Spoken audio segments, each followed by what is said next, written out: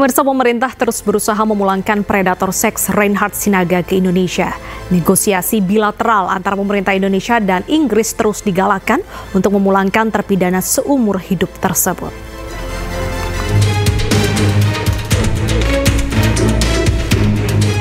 Sejumlah upaya terus digagalkan pemerintah Indonesia untuk memulangkan predator seks Reinhard Sinaga. Pria yang kini dijatuhi pidana seumur hidup oleh pemerintah Inggris masih menjalani hukumannya di penjara Wakefield, Inggris. Menurut staf khusus bidang hubungan nasional Kemenko Kumham IMIPAS, upaya pemulangan Reinhard dilakukan dengan negosiasi bilateral antara Indonesia dan Inggris. Pemerintah pun sudah berkomunikasi dengan keluarga Reinhard. Pemulangan Reinhard dipicu oleh sejumlah penyerangan yang dilakukan oleh narapidana di penjara Wakefield, Inggris. Pada Desember 2024 lalu, Menko Bidang Hukum HAM dan Imigrasi Pemasyarakatan, Yusril Iza Mahendra, menyatakan pemerintah terus memantau Reinhard Sinaga. Tentu kita sebagai sebuah negara, berdasarkan pembukaan Undang-Undang Dasar 45, negara melindungi segenap bangsa dan tumpah darah Indonesia.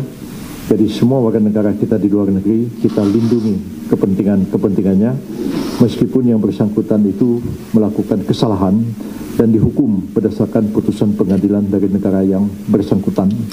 Soal salah itu soal lain, tapi sebagai warga negara itu berkewajiban untuk memberikan perlindungan kepada warga negara yang bersangkutan. Reinhard Sinaga, predator seks, saat ini ditahan di penjara Inggris. Reinhard dipidana penjara seumur hidup. Reinhard dinyatakan bersalah pada Januari 2020 atas 159 pemerkosaan yang dilakukan terhadap 48 pria berbeda selama 1 Januari 2015 sampai 2 Juni 2017. Dalam vonis di pengadilan Manchester, Reinhard dinyatakan sebagai predator seksual yang tidak akan pernah aman untuk dibebaskan. Tim Liputan iNews melaporkan. Guna menjaga kelestarian alam dan ekosistem Sungai Citarum, Kementerian Lingkungan Hidup di Indonesia menanam bibit pohon keras. Pemerintah juga berencana untuk menggalakkan penghijauan di daerah aliran Sungai Citarum yang saat ini dalam kondisi kritis.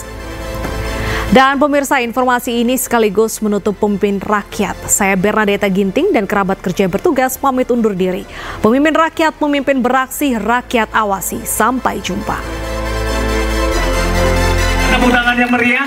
Ini adalah satu upaya kita untuk menjaga kelestarian alam. Semua bisa menjadi satu bagian. Penanaman ribuan bibit pohon keras digelar di kawasan Cikancung, Bandung, Jawa Barat pada Minggu 2 Februari 2025. Menteri Lingkungan Hidup Hanif Faisal Nurrofik memimpin langsung penanaman di lahan hutan Mandalasari ini.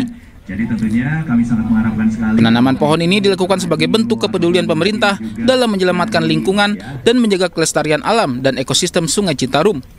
Lantaran saat ini penerbangan pohon secara ilegal semakin marak. Dari Direktur hingga kita kata Pak Prabowo akan menuju ke ketahanan pangan.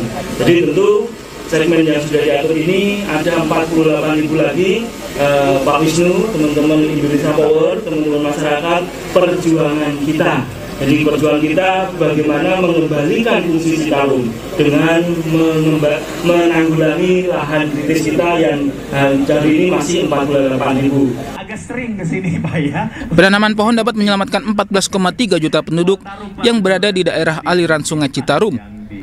Saat ini KLHK mencatat 48.000 daerah aliran sungai dalam kondisi kritis. Dari Kabupaten Bandung, Jawa Barat, Yohan Pangestu, iNews melaporkan.